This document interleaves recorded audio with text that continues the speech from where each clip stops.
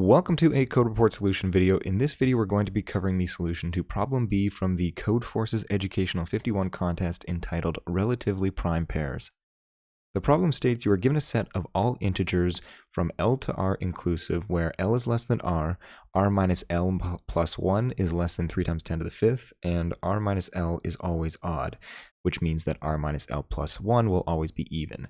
You want to split these numbers into exactly R minus L plus 1 divided by 2 pairs in such a way that for each pair ij, the greatest common divisor, i.e. the GCD of I and j, is equal to 1. Each number should appear in exactly one of the pairs. Print the resulting pairs or output that no solution exists. If there are multiple solutions, print any of them.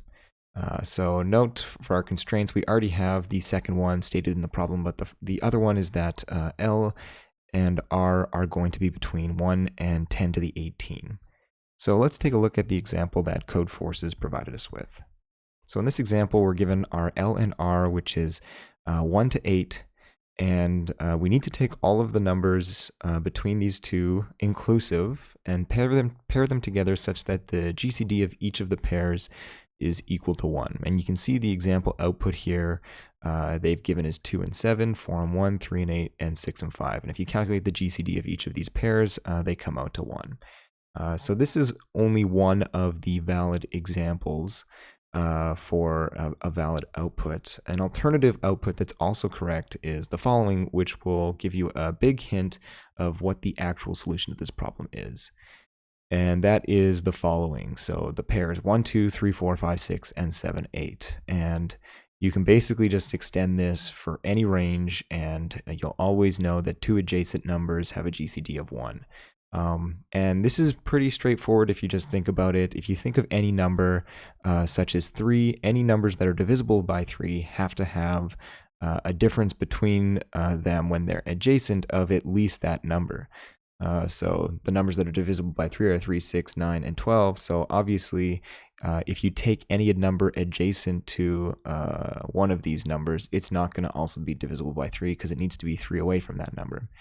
And because the lowest difference that we're looking for is 1 away, we know that the GCD of any two adjacent numbers is just going to be 1. So if the solution to this problem is pretty straightforward, once you figure that out, just output the pairs of numbers starting at L and L plus 1, and then increment by 2, and then continue to print out pairs like that until you hit your upper range.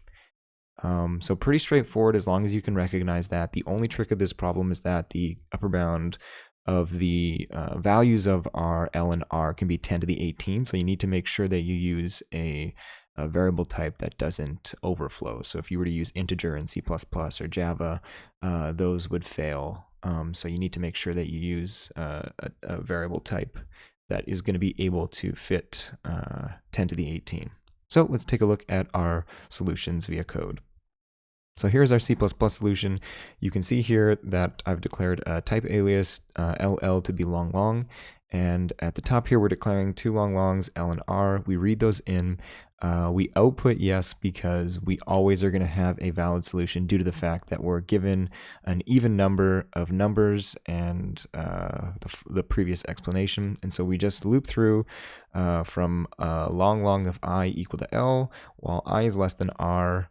And then we do a plus equal to for each iteration, and we just output using cout I and I plus 1, and you're good to go. So the only trick here, like I said, is making sure that you use long long. That's the variable type that goes up to 10 to the 18 in C++. Taking a look at the Java solution, very similar. The output and input are just different syntactically. So we use scanner and system in to read in our longs. You have to make sure that you use long with a capital L and use the next long function. Then we output yes. And then we need to make sure that when we're outputting, we convert our capital L longs to strings. But that's basically all you have to do. Taking a look at the Python solution, Python doesn't have explicitly declared types, so you don't have to do anything here. We just read in L and R, print yes, and then loop from L to R, skipping by 2, and then we print I and I plus 1 as seen before in other solutions. And last but not least, taking a look at our bash solution. At the top here, we read in the whole line at once, and then we split the two numbers in our line into an array, and then we just assign the first element and the second element into two variables L and R. You technically don't need to do this middle step here, but it makes the for loop a little bit more readable down here.